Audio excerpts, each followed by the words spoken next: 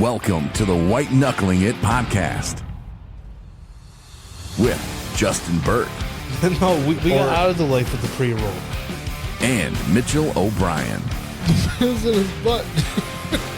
They share their experiences from white knuckling sobriety to becoming successful and living life in recovery. Yeah, boy.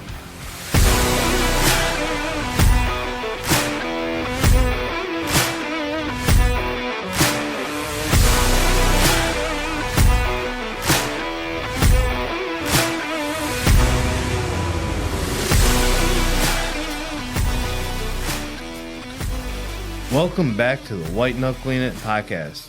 I'm Justin Burke. And I'm Mitchell O'Brien. What's up, dude? Dude, I'm sitting at about a 17. You just woke up. No, I woke up 5:30 this morning. Okay, well, either way, it's like 8 o'clock in the morning. Yeah. So, We normally do this Wednesday night. Man. Have it published by now. and usually I'm exhausted because it's nighttime. But Right. So how are you exhausted in the morning? Because, Justin, I got some shit going on. Shit. Yeah. Like what? So, there's this thing that we have, and I know you're aware of it. They're called sober people problems. Yeah? I get home last night. It was earlier than normal. Things are going pretty average. And for the backstory, there were some issues with some electrical stuff in the my room and my son's room part of our house before. And only some of the electrical outlets worked because somebody who was just overly qualified to work on electrical in a home, that was sarcasm, didn't do something right. So only half the outlets in our rooms worked and the lights didn't work. So we would route everything through certain plugs because we didn't know what the hell we were doing and we're poor. And well, then my mom found my new daddy, Yeah. Jerry, shout out, and he knows all that stuff. So he comes in, fixes our stuff for us. Cool dude. I really appreciated that. So how do you fix it? By removing the outlets and swapping some wires around or something? So we had done the outlets. We couldn't really figure out what was going on. We missed one. We didn't think it was on the circuit, and that just happened to be the one. Because one day, my kid,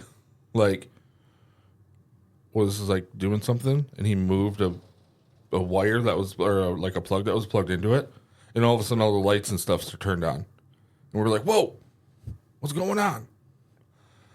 And so then we figured that was the one. Oh. So Because the wire came unhooked on that outlet. yeah, it was loose in there. So that's the backdrop of my issue. Last night, I'm sitting, getting ready for bed, and all of a sudden I hear it sounds just like this. Poof. And all the lights go out. Fan shuts off. It's summer. It's not hot, but it's summer, It was a cool night last night. It was For nice. August. I could have dealt with not having a fan, but I have sleep apnea, so I have a machine that helps me sleep. That needs power. Yeah, it's really fun when the electricity goes out and you have that thing on because you wake up fighting for your life because you can't breathe. It's great. It's happened before. Jerry did that to me too, working on stuff at the house. He came over early one day, and all of a sudden I woke up and I was like, and I was like, "Damn it, Jerry, you're trying to kill me." Anyway, we go down, a breaker's blown, we flip it, whatever, it's good. And it's like, okay, that's weird. Usually, because we've flipped breakers before, but it's like somebody will be using a hairdryer, and then we turn the vacuum on, and the microwave's going, like all those high load things. Yeah. We had 2 TVs on and a couple fans. That was pretty much it. I might have had my lamp on, and those are all low, draw things. And we have those on all the time, consistently, Not all the time, not all day. But, at night, this is a very just standard amount of things that we have turned on. Mm-hmm. So I'm like, well, it's not that. What? And I didn't put together that noise that I heard wasn't normal because I just was kind of annoyed and wanted to go to bed. So we flipped the breaker, whatever, shut stuff down, go to bed, everything. I get up this morning and I come back, I sit down and next to my bed. And all of a sudden, it's still kind of dark out because it's like 6 o'clock in the morning at this point. Okay. 6:15. And then all of a sudden I hear poof. And I see a flash. Really? Yeah. And I was like, oh, I don't think that's from the wall. That's something else. And my kid immediately wakes up because his fan shuts off. That's like it. And he knows how to flip breakers. So he goes and flips the breaker. And I'm like, okay. So I think it's coming from this plug on my fan. And it doesn't reach far enough. So I have a surge protector and an extension cord that goes to my fan. It's not like one of those things you see at like Christmas, on Christmas lights, where it's like 15 different things plugged into each other. But I do have a surge protector with one extension cord that can reach my fan that I put in my window. So I'm like, maybe it's that. So I unplug it. I'm like, that should be good, right? 3 minutes after my kid flips the switch, or flips the breaker and comes back up and he's like, breaker blew. I was like, yeah, thanks. I knew I'm getting ready for work and didn't want to deal with it right now. Right. Yeah. And so 3 minutes later, poof, flash. And I was like, what the is this? And he comes in and he's like, is this going to be doing this all day? And at this point, I'm unplugging absolutely everything from this area. Like, we're not dealing with that. I'm not burning my house down. There was an incident in the past where that almost happened when I was younger. And so I was like, we're just not doing that. So I unplugged everything. He turned it back on. I was like, we should be good. And I'm pretty sure there's a short in my surge protector. I'm pretty sure. Now, do you just have a cheap surge protector, or did you actually spend like 50, 60 bucks on one? I want to say it was 40, 50 bucks. Really? Yeah, it's got, I counted them this morning, 8 or 10 plugs, probably 8. I can't remember. And then a line of USBs at the end. Okay. And you know it's fancy because it has one of those flat wall plug-ins. It doesn't go right in straight, Yeah. It's like at the 90 degree. Mm-hmm. And then it's got a little bit longer because my plug that I use is kind of behind my bed, so I got to get it out. And then I have it underneath my nightstand. Right. Because that's where the majority of my electronics in that area are. So yeah, I think I gotta go get myself a new surge protector. I would it's probably old. write the company because most of those are lifetime warranted. Yeah, the problem with that is I have not always treated the surge protector properly. I did not protect it well. Things have been spilled in it. Things have gotten in there. And I'm kind of surprised it's lasted as long as it has. So I would feel bad doing that. My morals come in and So you're just hoping that Jesus never burnt down your house. yeah, I mean I'm pretty good friends with Jesus. I try to do what I think he wants me to do. So it's a surge protector. So I figured at the end of the day, if it surges, it'll protect me. I don't think the protector part's messed up. Yeah, it's just It is. all the bodily fluids and the outlets of it, right? You remember that story? I do. This is that surge protector. Well, it's just a matter of time when you dump things on an outlet or whatever that it's eventually going to short out. Well, and I wasn't just talking about bodily fluids. This surge protector has been around since my late drinking days. So it's a few years old, at least I'd say, if not 4 years, almost 4 years old. Right. And it hasn't been taken care of properly. So even though it's a nice one, it's Clearly. it's still not in the greatest shape. So it did its job for me well. until now. Right. So, but it is something that's irritated me and stressed me out because I told you earlier that I was detoxing from allergy medication. Yeah, that should have been over with within 4 days of stopping it. Not 2 weeks, Mitch. I'm for people listening, I'm talking about Zyrtec. But I don't know, ever since I was taking it just every day, and I used to only take it like in the spring and the fall. That's when my allergies are the worst. And I just out of habit just kept taking it.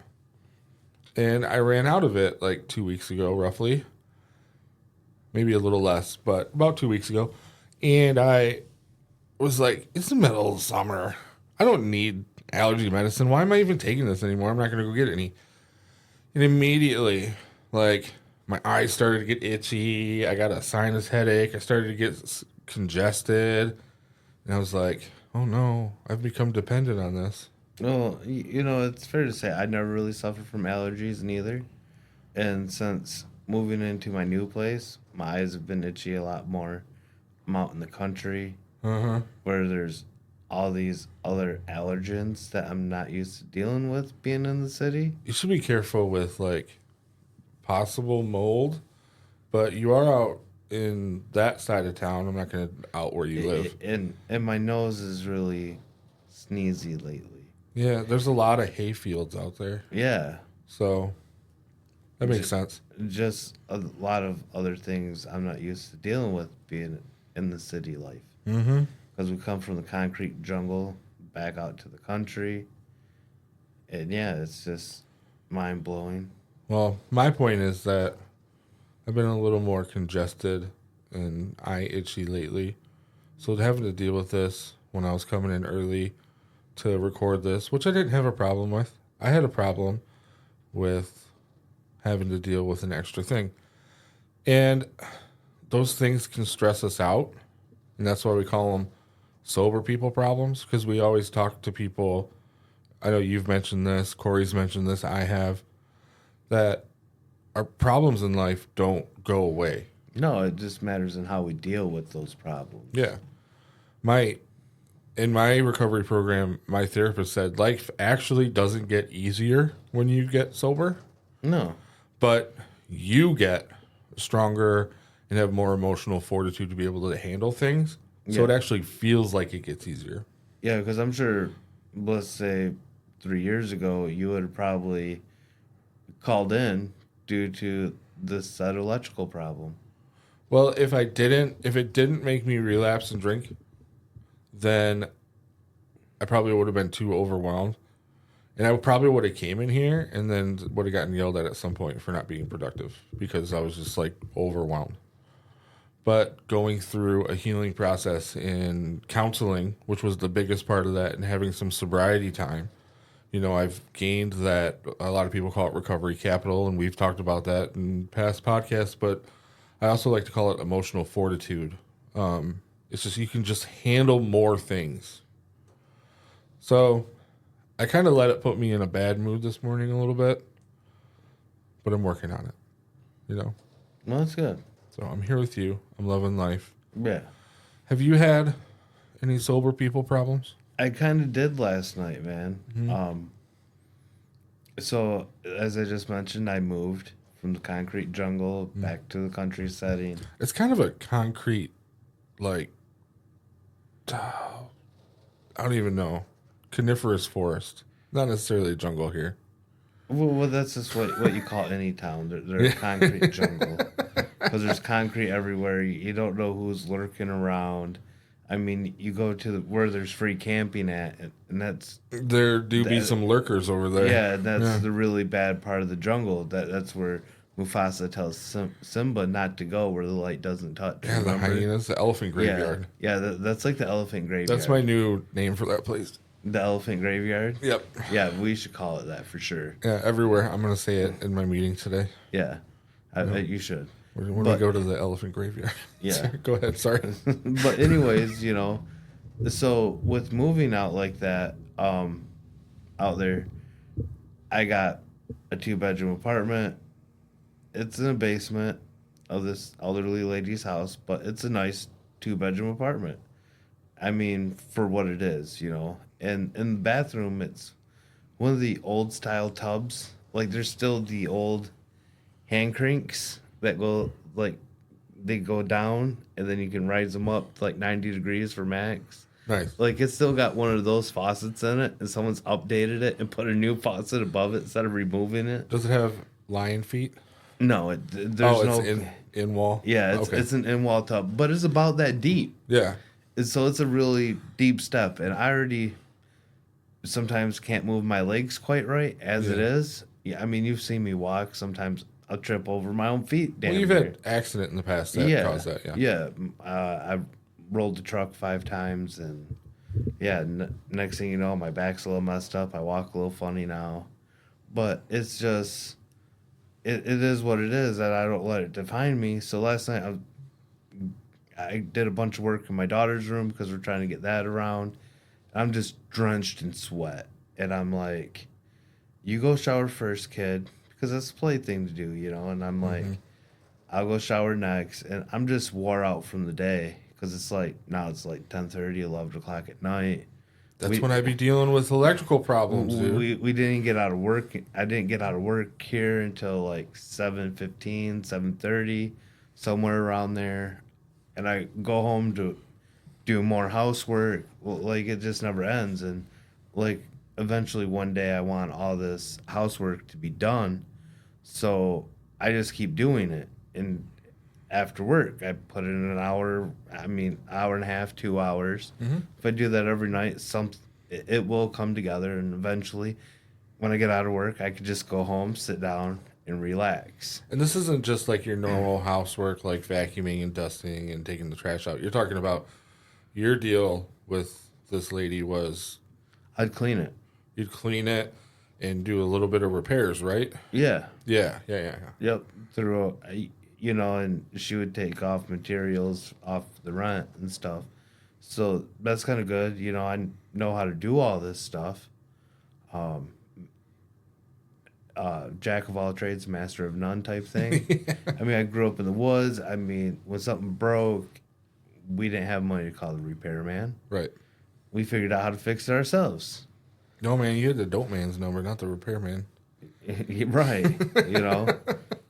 Sorry. And so through all those troubles, you know, and so I'm getting ready to get in the shower, and like I already explained, my tub's an older tub, and it's one of the really deep ones without the claw feet.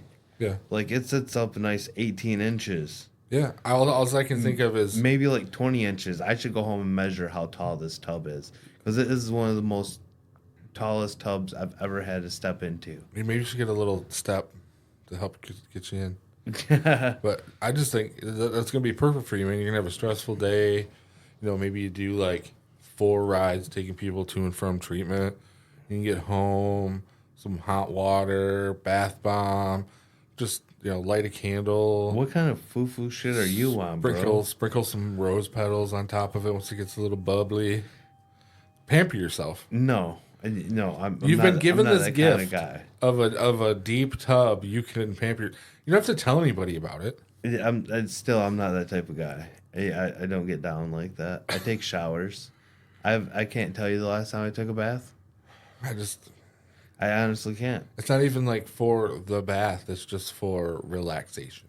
Yeah, I'm not interested in sitting in my own filth like that.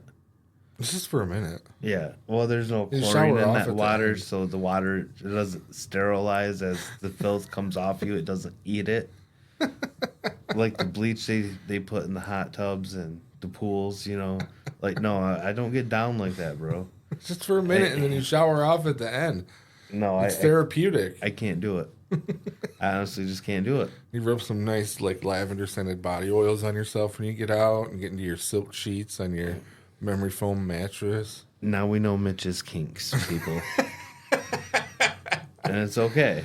That's the drawer off to the side. That's where we keep those.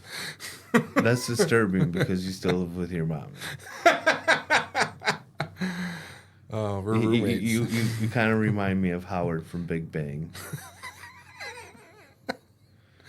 I don't even know who that is, but we'll be. You should definitely watch Big Bang because you're Howard. No, Yep. that was one of my dad's favorite shows. But so, But anyways, so around my tub, it's already deep and it's got the sliding glass doors on it, right? Mhm. Cool. So on top of this deep tub, there's this little metal track that sits up, I don't know, an inch and a quarter. yeah, And I go to step in my tub and I go bring my other foot in. It didn't want to raise up.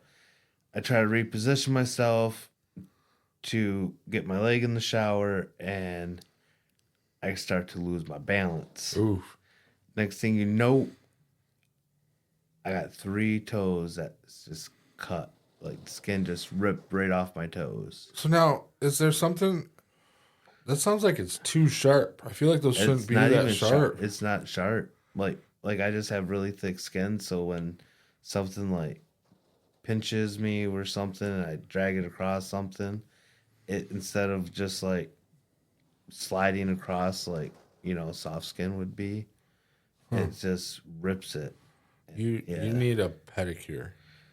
I don't need shit right now on my foot besides for some Band-Aids and some bag balm. Bag balm? Yeah. What is bag balm? See, I can tell you never really grew up in the country. You talk about how you grow up in the woods and this and that, and you Yeah. ain't never heard of bag balm? No. So I've bag used balm, shore lunch, but not bag balm. so bag balm is like the miracle like Neosporin. Oh, yeah. Like- We like had from the- actual, like from Neosporin. the 1900s. It comes in a little metal can. It's green. It's called bag balm. It's safe for animals, human use, whatever. And it's got a local anesthetic in it. It's like a miracle thing in a can. Huh. And that's why I grew up. That's what my grandma always had because my grandma used to farm when like my mom was a little kid. And so they always had bag balm around the house. And it'll heal your shit up in like now. Yeah. Like 10 days sooner than Neosporin. Yeah, we always had Neosporin or Aquaphor. Yeah, I don't use either one. So I still gotta go get a can of bag balm from my new place. Because I've been moving a lot over the past year, right? Yeah. You know this. So I just really haven't had time to like plant any roots and get the things that I need. This is your place to do that. Yeah. Yeah. And so I gotta go get some today after work. It's like $10, $15 for a can. Where do you get it? So, like PetSmart, Tractor Supply? You can probably get it at Tractor Supply. Most Myers and Walmart's. Really? Meyer and Walmart sells it. I don't know why I added the S on there for some reason. You've been up here too long. Well, no, I think I pluralized it because there's more than one Meyer here Yeah. in town. So I said Myers, meaning multiples. Yeah, sure. That's all right. Everybody here calls it Myers. I know. So, before there was 2, everybody said Myers. It's just that's been a Michigan thing for ever since the store was built. It's like going to the Walmarts. Right. People just like to add S's for no simple reason. Yep. Welcome to Northern Michigan. Right. That's all of Michigan, really. Unless you get a smart ass boss that's like, no, this is how it says, blah, blah, blah, blah. The part of Michigan he grew up in isn't really Michigan, I don't think. So, Yeah, it is. it's not. It's so far down there. It's more Indiana than Michigan. No. It's kind of like there's a part of the UP that's more Wisconsin and Minnesota than Michigan. It's the same thing. And then Detroit's its own state. Like, just in that surrounding area, it's not Michigan. You think so? Yeah. Yeah. You've been around the state enough. Like, you know that there are subcultures within the state. So, I think our state has the most diverse culture of any other state. except for maybe like California. Michigan and California are like neck and neck. Yeah. Maybe New York, but I don't really think so. Yeah, because there's upstate and then there's the big city, but Well, anything out of New York City is classified as upstate New York. yeah. Then you would think Texas is that way because it's so big. But it's not. It's all farmland. Yeah. I mean, there's the big cities and then there's the farmland and the deserts and stuff. But, you also think, so Alaska's kind of that way, but they're close. Like you get real up north. And fun fact, another podcast that I do, I got to listen from the northernest most part of Alaska. Yeah. If you go to the Alaskan map and find the land It's above mass, the Arctic Circle, if I remember right. yeah, yeah. Yeah. There's this point of land into whatever sea that is. And about a mile away from there is this little settlement. I can't remember what it's called. And there was a listen there. Huh. Yeah. I was like, what? And they've listened more than once, right? I don't know. It doesn't tell me how many times. Well, I guess it does. So I'm not sure. But I'd have to look into it. Just the fact that it was up there and it was like, that's like the northernest most part of the United States. Right. And somebody heard my voice there. Dang. I always think it's that, I like to think it's that lady from that TV show from Discovery. Yeah. That's It up could there. be. Yeah. She could be really bored and wanted to recover her fucking mind. But you and I, we had President Putin listen to our podcast. Well, we think it was him. It was someone from the Russian area. It was from Moscow. Isn't that their capital? Yeah. And there's only like 7 or 8 people in Russia. So to me, Russia has more than 7 and 8 people. There's a lot of people in Russia, bro. I've always wanted to go visit Russia. really? Yeah. I think their architect over there is just mind blowing. Yeah. Architecture, yeah. Yeah, I love architecture in a lot of different areas. I've always wanted to visit the UK. Just say I've been there. Just have some really bland food. Well, not so much bland food. I really enjoy the way their culture speaks, like their form of English, because it's way different than ours. It is, and I find it quite entertaining. Chip, chip, cheerio, governor, isn't it? You bloody fuck. It's This just, fish it's, is so raw. it's just the type of words they use. You know, it's mind blowing to me. It's interesting.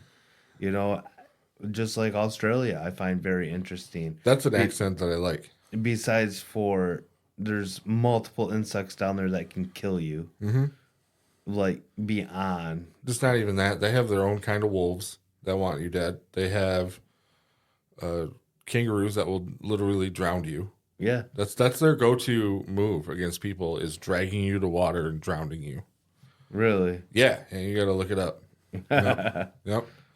That's what they do. Then they have snakes, some of the most poisonous snakes. Yeah. They got their own version of the python over there that wants to strangle you. Yep. Oh, we haven't even mentioned the crocodiles. Yeah. Their heads are the size of this table in front of us. I know. Yep. This is only like 4-foot table, Yeah. if that. Yeah, about that. Still, that would be a big head for crocodile. Yeah. I used to watch that show. It's amazing how it was the home of the misfits, and now if you're a misfit, you can't even go there. like they have like one of the most tightest controlled borders of anybody. If you are even charged with almost like any crime, you cannot go there. Because it's real tight down under. Yeah. It's crazy to me because that's where the UK used to send all their misfits Well, after they got tired of dealing with them. I got a little bit of history on that because I'm Irish. And so it was the UK that put that all together, and they had prison ships. Yeah. And the old saying was, I'm trying to remember, you had to like kill multiple people if you were British to get put on those ships. If you were Scottish, it was like thievery, because there's some racism going on between the islands. You had to like steal something or like assault. And then the Irish, like if you said the wrong thing to the wrong person or spit on the sidewalk, you were getting put on that ship.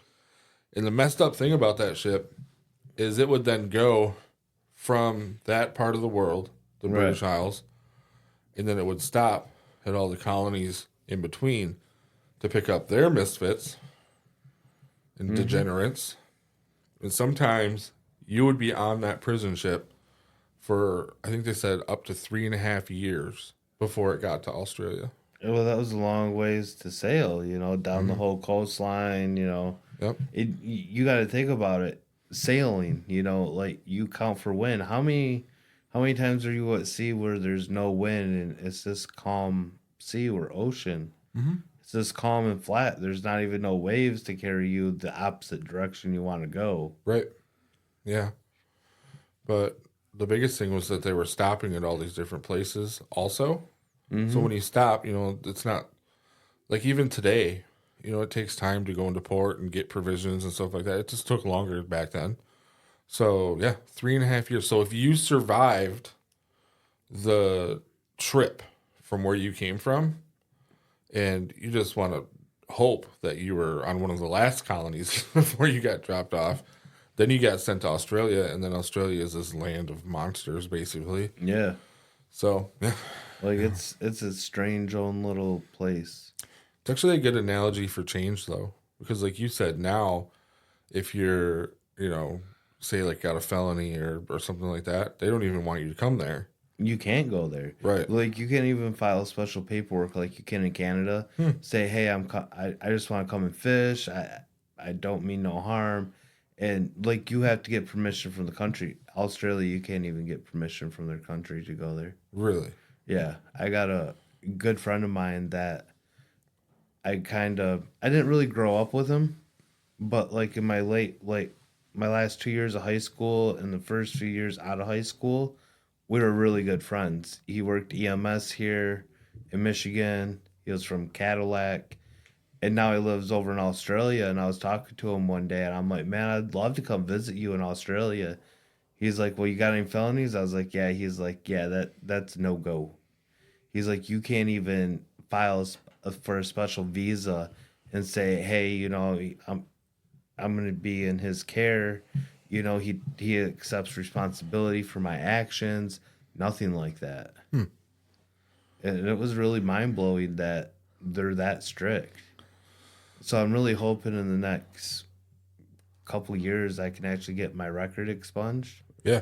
And so that way I could go do a few things like that. It'll be cool for you to go through that process. Because I like some of the processes that we've went through to deal with some of our leftover issues from our time of use. Because what it does is it gives us the experience and then we get to help other people with it. Right. At the very least, give them an idea of this is how it works. This is how you start. You're at this stage. Okay, this is what you do next. So it'll be cool because I can't speak for everybody that's here, but I don't think anybody's had anything expunged. I've known a few people that have had their record expunged, and they're really happy they finally got it expunged. But it takes 5 years after you get off paper. I got off paper in 2021. Yeah. Was it 2022 by the time I got off paper? I don't know. So 5 years after that. So it's like 26 or 27 I can get off. Yeah. So it's like 2 or 3 more years. That's not too bad. No. Yeah. And it's been a goal of mine, like a long-term goal, is to get my record expunged. Yeah. And to clean up all that debt that I collected over my usage and everything else. And, and when we're using, we think all these things go away, but they don't, because when you sober up, you still got to deal with everything. And it's even more stressful because there's all this time lapse in between. Well, that's a good thing to bring up too, because your using problems, cleaning that up becomes your sober people problems. Yeah. It doesn't just go away. You have it's like penance to pay pretty much, Yep. but yeah. So mine right now is trying to get into a dentist that takes my insurance and not burning my house down with electrical issues. Yeah. Because you got some oral work that you need to have done. Mm-hmm. So you're going to let a stranger in your mouth. Yep. I always be looking for that oral work, Justin. Yeah. Always. But in reality, you're about to go through a major life change with your dentist, though.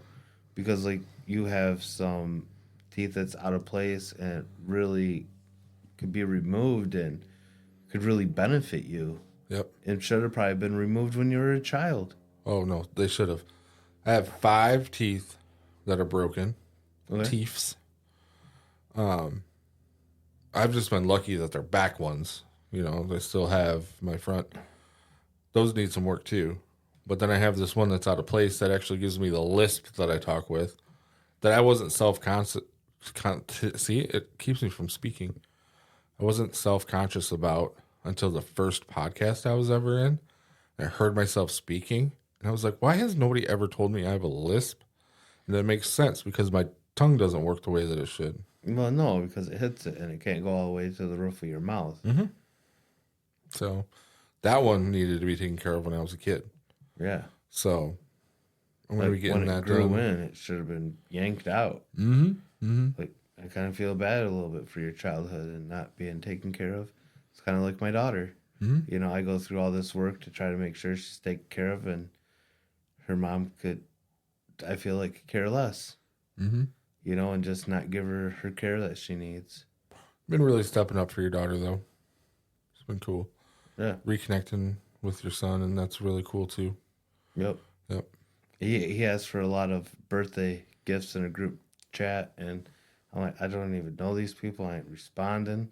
I mean, I know them, but I've been out of the picture for years. We're talking over a decade, you know, and it's just kind of scary to go down there for his little birthday party and socialize with all these people because they knew me over a decade ago, and I wasn't such a nice person. Right. You're jolly now. Are you trying to call me Saint Nick? Like, all I need to do is dye my beard white and I'll be Santa Claus? We Thanks. should, when we do a Christmas party for work this year, I think we should have a Santa Claus contest to see who can be more Santified. You. I mean, I'm in the running, but we have 3 big bearded men here. And we could get Jesse involved. Everybody knows Jesse from our last episode. I'd be like Santa Claus if he came out of South Central. That's fine. And then we do like a vote for your favorite Santa. Yeah, we should take like a picture and vote for your favorite Santa when people come in. Yeah. Yeah, for bragging rights. Yep. Who's the favorite Santa? Yep. And you know, he's skinny now though. Like he's been doing a lot for his health. Well, we could put like a little throw pillow. Yeah, that's what I was in thinking. the region. Like we can and, get like, really into it. Yeah, and like kind of like take some ace wrap bandages and like make sure it's somewhat leveled off so you don't really notice it. Because like you have a really good beard. It's nice and full, but he's got like little baby powder in that thing, like Santa, man. Real Santa. Like his is majestic. It is. Majestic beard. Yeah. With that picture that we got of him for the podcast art really accentuated his beard among other things. Yep. So it was There's a stunning. little I Dream of Jesse Yep. picture. Yeah. That was If great. anybody wants to know what we're talking about, this is a episode before this one, and it was great. I can't wait to have him on again. Yeah, I know. I talked to him about coming on maybe like once a month, Yeah. you know, just because he's a cool dude. And he knows a lot of shit about recovery and a lot of shit about white knuckling it, you know? He has great outlooks on questions that we ask him, Yep. and he always gives good reasons for it. Yeah. And yeah, so But all right, man. thanks for doing this I for me think today. that's it. Yeah. I've raised myself to about I'm gonna say 58. Well, as soon as you walk out of here and go meet the boss man, it's probably going to drop back down to about a 20. Because he's going to yell at you for something. Really? I don't know. I'm just speculating. You always have this inside information. I have no inside information. It's like I'm trying to telepathic some shit. All right, so I'm gonna go get yelled at. Justin's got a ride to do, Yep. and thanks everybody. We appreciate you being here. Hit us up on the socials and whiteknucklinit.com. Later. Bye. Thanks for listening to the White Knuckling It podcast. For more details on the show and for more episodes, log on to whiteknucklingit.com.